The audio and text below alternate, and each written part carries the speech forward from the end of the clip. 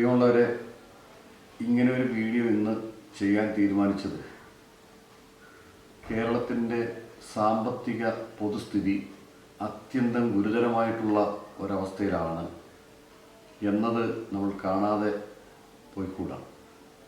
ഇതെത്ര പേരുടെ ശ്രദ്ധയിൽപ്പെട്ടിട്ടുണ്ടെന്ന് എനിക്കറിയില്ല. പക്ഷേ ഇത് നമ്മൾ നിസ്സാരമായി കാണുക എന്നത് നമ്മുടെ കേരളത്തിൻ്റെ സാമ്പത്തിക മേഖലയെ അപ്പാടെ തകിടം മറിയുന്നൊരു സാഹചര്യമാണ്. ഇത്തരത്തിലൊരു സാമ്പത്തിക അരാജകത്വം രാജ്യത്തൊട്ടാകെ നിൽക്കുന്നു.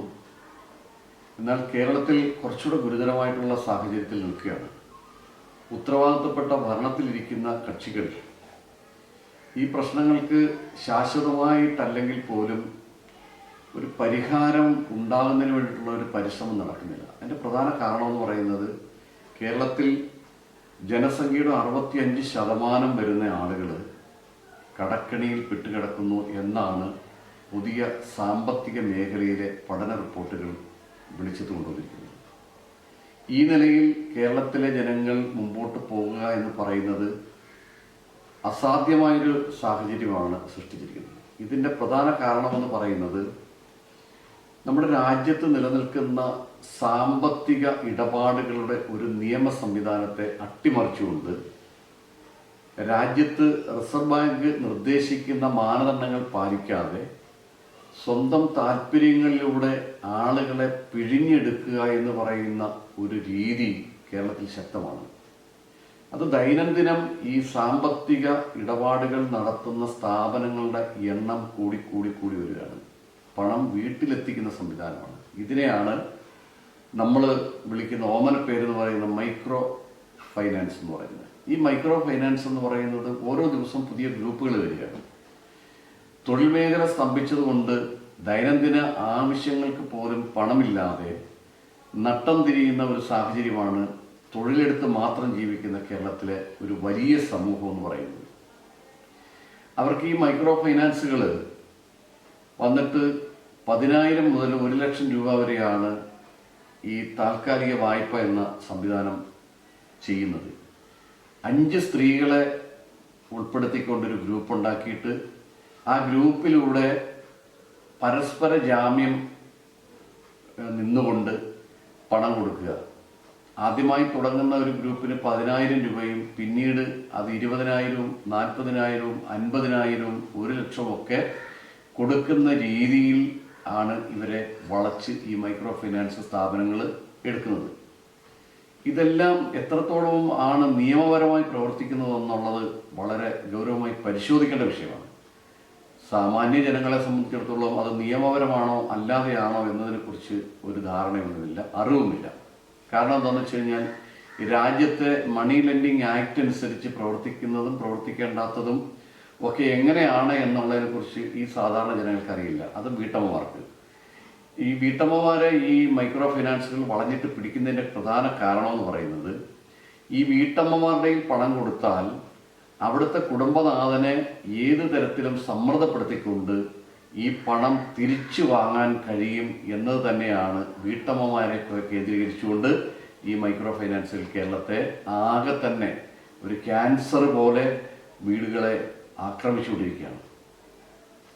നമ്മുടെ കേരളത്തിൻ്റെ തൊഴിൽ മേഖല എടുത്ത് പരിശോധിക്കുമ്പോൾ തൊഴിൽ മേഖല ആകെ സ്തംഭിച്ചിരിക്കുകയാണ്.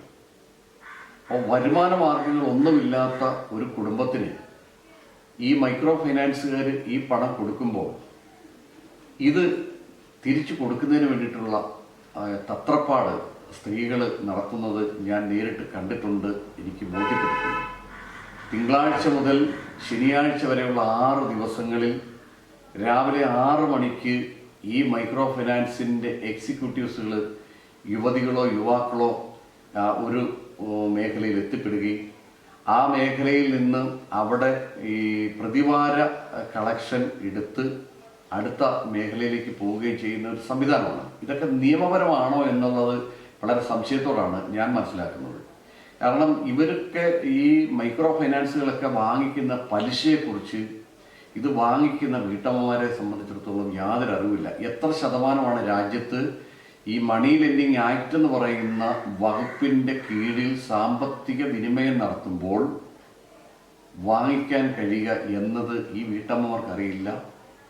അതുകൊണ്ട് തന്നെ റിസർവ് ബാങ്ക് നിർദ്ദേശിച്ചിരിക്കുന്ന വായ്പയുടെ പരമാവധി ശതമാനം പറയുമ്പോൾ അതിൻ്റെയൊക്കെ 5, 6, 7 ഇരട്ടി ഒക്കെയാണ് ഈ മൈക്രോ ഫൈനാൻസുകാർ ഈ കുടുംബങ്ങളിൽ നിന്നും അരിച്ച് ഊറ്റിയെടുത്തുകൊണ്ട് പോകുന്നത്. മണലൂറ്റ് പോലെ തന്നെയാണ് കുടുംബങ്ങളെ ഊറ്റിപ്പിഴിഞ്ഞാണ് ഈ പണം അവർ തിരിച്ചു വാങ്ങിക്കുന്നത്. അപ്പോൾ ഇത് വാങ്ങിക്കുമ്പോൾ അവർ ചെയ്യുന്നത് ഇവരുടെ പാൻ കാർഡും അതുപോലെ തന്നെ ആധാർ കാർഡും പിന്നീട് അഡീഷണലായിട്ട് വോട്ടർ ഐ.ഡിയും ഫോട്ടോയും ഭാര്യയുടെയും ഭർത്താവിൻ്റെയും ഫോട്ടോ ഒക്കെ ചേർന്നിട്ടുള്ള ഫോട്ടോ, അങ്ങനെ ഈ വീട്ടമ്മമാരെ കൃത്രിമമായിട്ട് കബളിപ്പിച്ചുകൊണ്ടാണ് ഒരു സെക്യൂരിറ്റി ആയിട്ട് ഇവർ ചെയ്യുന്ന കാര്യങ്ങളെല്ലാം. ഇതെല്ലാം നിയമപരമാണോ എന്നുള്ളത് ഇവിടുത്തെ ഉത്തരവാദിത്തപ്പെട്ട ഗവൺമെൻറ്റിൻ്റെ ഭാഗമായുള്ള ഉദ്യോഗസ്ഥന്മാർ, അതായത് ഇത്തരത്തിൽ സാമ്പത്തിക ഇടപാടുകൾ നടത്തുന്നതിന് ഇവർക്ക് മതിയായ അംഗീകാരം രാജ്യത്തുണ്ടോ എന്ന് പരിശോധിക്കാനായിട്ട് ഉത്തരവാദിത്തപ്പെട്ട ഇൻകം ടാക്സുകാരുണ്ട്, അതുപോലെ തന്നെ ED ഉണ്ട്, അതുപോലെ തന്നെ കേരളത്തിലെ പോലീസുണ്ട്, പോലീസിൻ്റെ കൂട്ടത്തിൽ ഇൻ്റലിജൻസ് വിങ്ങുണ്ട്. അങ്ങനെ പലതരത്തിലുള്ള സംഭവങ്ങളുള്ളപ്പോൾ തന്നെ ഇങ്ങനെ നിയമപരമല്ലാതെ ഒരുപാട് കാര്യങ്ങൾ നമ്മുടെ രാജ്യത്തും അതിൽ പ്രത്യേകിച്ച് സാക്ഷര കേരളം എന്ന് പറയുന്ന ഈ കേരളത്തിൽ നടക്കുന്നുണ്ട്. ഈ സാധാരണക്കാരായിട്ടുള്ള ആളുകൾ കൂലിവേല ചെയ്താണ് നിത്യവൃത്തി കഴിയുന്നത്. ആ നിത്യവൃത്തി കഴിയാനായിട്ടുള്ള തൊഴിൽ മേഖലകൾ മുഴുവൻ സ്തംഭിച്ചിരിക്കുകയാണ്. ഏകദേശം എനിക്ക് തോന്നുന്നൊരു 4-5 വർഷമായിട്ട്, 4-5 വർഷത്തിലധികമായിട്ട് തൊഴിൽ മേഖലകളെല്ലാം, നിർമ്മാണ മേഖല, തൊഴിൽ മേഖല, ആ നിർമ്മാണ തൊഴിൽ മുഴുവൻ നിന്ന് കിടക്കുന്നു, മരവിച്ച് കിടക്കുന്നു. അങ്ങനെ ഓരോ മേഖല എടുത്ത് പരിശോധിച്ച് കഴിഞ്ഞാൽ ഈ സാധാരണക്കാർക്ക് വരുമാന മാർഗങ്ങളെല്ലാം അടഞ്ഞിരിക്കുകയാണ്. ഇവിടെയാണ് മൈക്രോ ഫൈനാൻസുകാരുടെ പ്രസക്തി.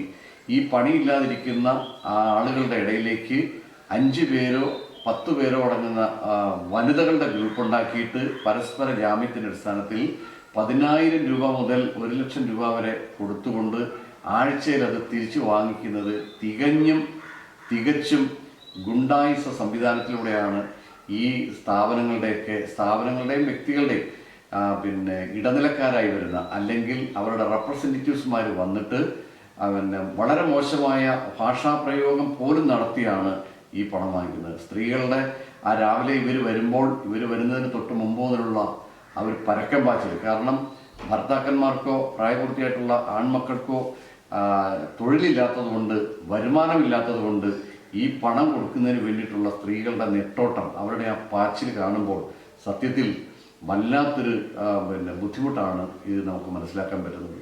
ഇതിങ്ങനെ കുത്തഴിഞ്ഞൊരു പുസ്തകം പോലെ ഈ രാജ്യത്ത് നിലനിൽക്കുന്ന ഒരു ഭരണഘടനയും ഭരണ സംവിധാനങ്ങളെ എല്ലാം അട്ടിമറിക്കുന്ന രീതിയിൽ ഇങ്ങനെ ചെയ്തിട്ട് എന്തുകൊണ്ടാണ് ഭരണകർത്താക്കൾ ഇതെല്ലാം കണ്ണടച്ച് നിന്ന് ഇത് അനുവദിച്ചിരിക്കുന്നു എന്നുള്ളത് നമ്മൾ വിലയിരുത്തേണ്ടതാണ്. ഈ 65% വരുന്ന ആളുകൾ ഇന്ന് വലിയ കടക്കണിയിലേക്ക് പോയത് മൈക്രോ ഫൈനാൻസിൻ്റെ കടന്നുവരവുകൾ തന്നെയാണ്.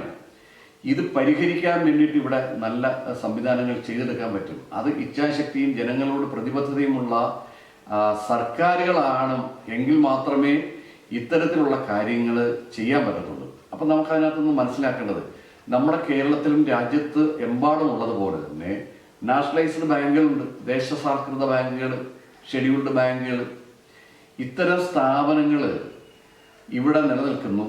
അത് ഈ കേരളത്തിൽ ഏകദേശം 60 മുതൽ 80% വരെയുള്ള ആളുകൾക്ക് ഇവർ വായ്പ നേരിട്ട് കൊടുക്കാതിരിക്കാൻ വേണ്ടിയിട്ടുള്ള ക്രൈറ്റീരിയ ഏർപ്പെടുത്തി വെച്ചിരിക്കുകയാണ്. ഒരു സാധാരണക്കാരൻ്റെ ഉള്ളത് അവൻ്റെ കയ്യിൽ 10 സെൻറ്റ് സ്ഥലം, ആ സ്ഥലം വെച്ചുകൊണ്ട് അവൻ 1 ലക്ഷം രൂപ വായ്പ കൊടുത്താൽ അവൻ ഇതുപോലെ ബാങ്കുകൾക്ക് ആഴ്ചയിൽ പിരിച്ചോ മാസത്തിൽ പിരിച്ചോ ഈ പണം അവൻ്റെ വീട്ടിൽ ചെന്ന് കളക്ട് ചെയ്യുന്ന ഒരു സംവിധാനം ലളിതമായ രീതിയിൽ ക്രമീകരിക്കുകയാണെന്നുണ്ടെങ്കിൽ ഈ അമിത പലിശ 64% വരെ വാങ്ങിക്കുന്ന മൈക്രോ ഫിനാൻസുകൾ കുടുംബത്തിൽ കയറി ഇറങ്ങുന്നുണ്ട്. ഞായറാഴ്ച ഒരു ദിവസം ഒഴിച്ചാൽ ബാക്കി മുഴുവൻ ദിവസങ്ങളിലും ഈ മൈക്രോ ഫൈനാൻസുകാർ ഈ കുടുംബങ്ങളെ ശരിക്കും പറഞ്ഞു കഴിഞ്ഞാൽ മാനസിക സമ്മർദ്ദത്തിലാഴ്ത്തി വല്ലാത്തൊരു പരിതസ്ഥിതിയിലേക്ക് കൊണ്ടുപോവുകയാണ്. കാരണം തൊഴിൽ മേഖലകൾ മുഴുവൻ സ്തംഭിപ്പിച്ചിരിക്കുകയാണ്. ഇത് ഒരു പരിധിവരെ രാജ്യത്ത് കൃത്രിമമായിട്ട് സാമ്പത്തിക അരാജകത്വം സൃഷ്ടിച്ചിരിക്കുകയാണ്.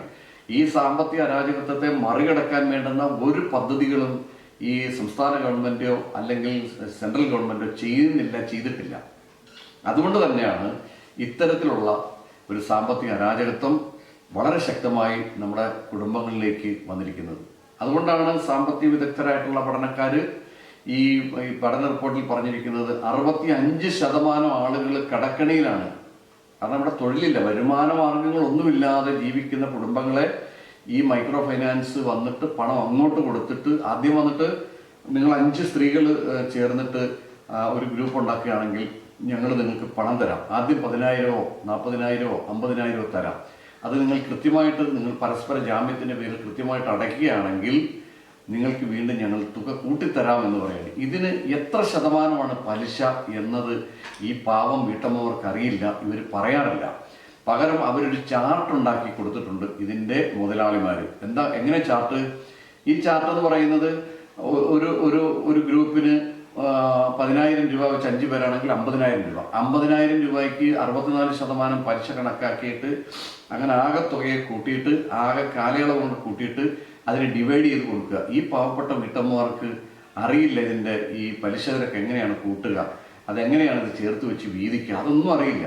അവർ പറയുന്നു ആ തുക ഉണ്ടാക്കി കൊടുക്കുക എന്നത് മാത്രമാണ് അവർക്കറിയാവുന്നത്. അപ്പോൾ പലപ്പോഴും ഗൃഹനാഥന്മാർ പണിയില്ലാതെ വല്ലാതെ വിഷമിച്ചും ബുദ്ധിമുട്ടി ഇരിക്കുകയാണ്. അങ്ങനെ ഇരിക്കുമ്പോൾ ഈ പൈസ കൊടുക്കാതിരിക്കാൻ പറ്റാതെ തിങ്കളാഴ്ച SKS എന്നോ ചെമ്മണ്ണൂർ എന്നോ ഇസാഫ് എന്നോ അങ്ങനെ പല പേരിൽ ഇവർ വരുന്നു. അങ്ങനെ ഇവർ വരുമ്പോൾ സ്വാഭാവികമായിട്ടും ആ വരുന്ന ദിവസം അവരുടെ പണം കൊടുക്കണമെന്നുള്ള ആദി കയറി തലേ ദിവസം രാത്രി മുതൽ പരിചയക്കാരെയും ബന്ധുക്കാരെയും ഒക്കെ വിളിച്ച് ഈ വീട്ടമ്മമാരുടെ ഒരു ആദ്യം പ്രോബ്ലം ഞാൻ കാണുന്നുണ്ട്. അതുകൊണ്ടാണ് ഇത് നിയമപരമല്ലെങ്കിൽ ഈ കൃത്യമായിട്ട് ഇത് ഉത്തരവാദിത്തപ്പെട്ട ഗവൺമെൻറ് ഇത് പരിശോധിക്കണം. ഇത്തരം മൈക്രോ ഫൈനാൻസുകളെ അടക്കി നിർത്തുന്ന സംവിധാനം ഉണ്ടാകണം. രാജ്യത്തെ പറ്റിക്കുന്നുണ്ടെങ്കിൽ, രാജ്യത്തിന് കിട്ടേണ്ട നികുതി ഇനം കബളിപ്പിക്കുന്നുണ്ടെങ്കിൽ ഇതെല്ലാം പരിശോധിക്കേണ്ടതാണ്.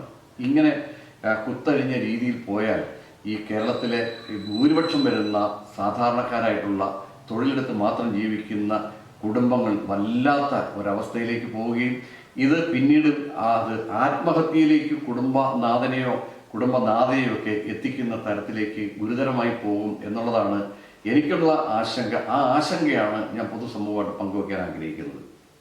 ഇവിടെ ഈ നാഷണലൈസ്ഡ് ബാങ്കുകൾക്കും അതുപോലെ തന്നെ ഷെഡ്യൂൾഡ് ബാങ്കുകൾക്കും അവരുടെ സാമ്പത്തിക ക്രയവിക്രയത്തിൽ എന്തുകൊണ്ട് ഈ മൈക്രോ ഫൈനാൻസുകാരെ മാറ്റി നിർത്തിക്കൊണ്ട് ഈ റിസർവ് ബാങ്കിൻ്റെ നിർദ്ദേശാനുസരണമുള്ള പലിശ നിരക്കിൽ 10,000 20,000 50,000 1 ലക്ഷമോ ഇങ്ങനെ പരസ്പരം ജാമ്യത്തിൻ്റെ അടിസ്ഥാനത്തിൽ ഈ നാഷണലൈസ്ഡ് ബാങ്കുകൾക്ക് കൊടുത്തുകൂടാ?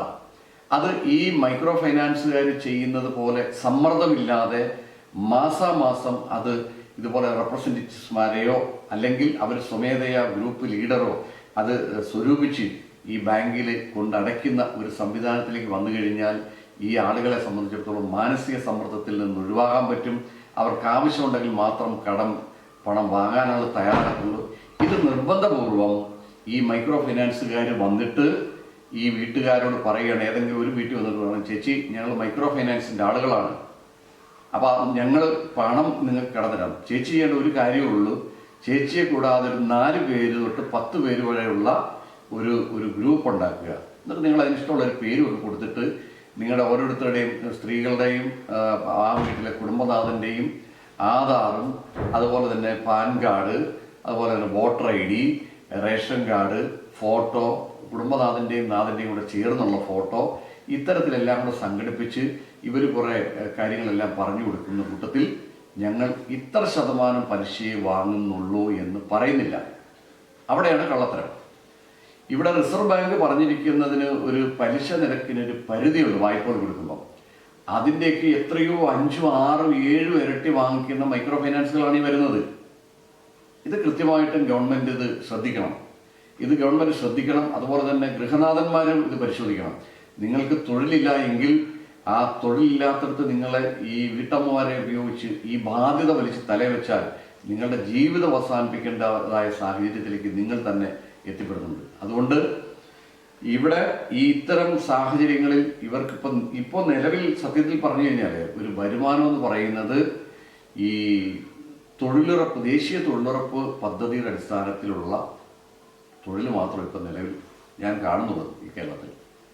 വളരെ അപൂർവമായിട്ട് മാത്രമാണ് നിർമ്മാണ പ്രവർത്തന മേഖലയിൽ അല്ലെങ്കിൽ സാങ്കേതിക മേഖലയിൽ വെൽഡിങ് പോലുള്ള വർക്കുകൾ നടക്കുന്നത്, വളരെ വിരളമായിട്ടാണ്. അതുകൊണ്ട് ഈ ജനങ്ങൾക്ക് മുഴുവൻ അവരുടെ നിത്യവൃത്തി കഴിഞ്ഞു പോകാൻ പറ്റില്ല. അവിടെ സാങ്കേതിക വിദ്യാഭ്യാസ മേഖലയിൽ പഠിക്കുന്ന കുട്ടികളുടെ പഠനം പാതി വഴിയിൽ മുടങ്ങിപ്പോണ്. അവിടെയും ഈ നാഷണലൈസ്ഡ് ഷെഡ്യൂൾഡ് ബാങ്കുകൾ ഒരു പുറംതിരിഞ്ഞ നയമാണ് കാണിക്കുന്നത്. അത്തരം വീടുകളിൽ നിന്നും കേന്ദ്ര ഗവൺമെന്റിന്റെ ദേശീയ പദ്ധതിയായ ആ പദ്ധതി പ്രകാരം വിദ്യാഭ്യാസ വായ്പ കൊടുക്കണം. ആ വായ്പയ്ക്ക് ചെല്ലുമ്പോൾ 2 സെന്റോ 3 സെന്റോ സ്ഥലം മാത്രമുള്ള എന്നതിൻ്റെ പേരിൽ, ഇത് നോൺ സെക്യൂരിറ്റി ലോണാണല്ലോ, അവരെ ഒഴിവാക്കി വിടുകയും അത്തരം വീടുകളിലെ കുഞ്ഞുങ്ങൾക്ക് തുടർ പഠനത്തിനും ഉന്നത വിദ്യാഭ്യാസത്തിലേക്ക് പോകാൻ കഴിയാത്ത സാഹചര്യത്തിൽ വല്ലാത്ത ഒരു സാമൂഹ്യ അരക്ഷിതാവസ്ഥ കൃത്രിമമായി സൃഷ്ടിക്കുകയാണ്. ഇത് രാഷ്ട്രീയ താല്പര്യമാണ്. ഇത് വളരെ ഗൗരവമായിട്ട് പാവപ്പെട്ടവരായിട്ടുള്ള നിങ്ങൾ പരിശോധിക്കണം. അതുപോലെ തന്നെ ഇവിടുത്തെ രാഷ്ട്രീയ പാർട്ടികൾ പരിശോധിക്കണം. അതിലുപരി ഗവൺമെന്റ് ഈ രാജ്യത്ത് നിലനിൽക്കുന്ന നിയമത്തിന് വിധേയമായിട്ടാണോ ഈ മൈക്രോ ഫൈനാൻസുകൾ പ്രവർത്തിക്കുന്നത് എന്നുള്ളത് അടിയന്തരമായി തന്നെ അത് പരിശോധിച്ചിട്ട് അത്തരം കാര്യങ്ങളിൽ കൃത്യമായ നിബന്ധനകൾ ഏർപ്പെടുത്തിക്കൊണ്ട് ഇതിനൊരു അറുതി വരുത്തിയില്ലെങ്കിൽ അനവധി സാധാരണപ്പെട്ട കുടുംബങ്ങളിലെ സ്ത്രീകളും പുരുഷന്മാരും ആത്മഹത്യ ചെയ്യേണ്ടി വരുമെന്നുള്ള ഒരു ദുരവസ്ഥ കേരളത്തെ ഒരു ക്യാൻസർ പോലെ മൈക്രോ ഫൈനാൻസ് പിടിമുറുക്കിയിരിക്കുകയാണ്. ഇതാണ് ഈ പൊതുസമൂഹത്തിന് മുമ്പിൽ എനിക്ക് ബോധ്യപ്പെടുത്താനുള്ള കാര്യം. നിങ്ങളെല്ലാവരും ഇതിനെ വളരെ ഗൗരവമായിട്ട് കാണണമെന്നുള്ള ഒരു എളിയ അഭ്യർത്ഥനയോട് കൂടിയിട്ട് നന്ദി, നമസ്കാരം.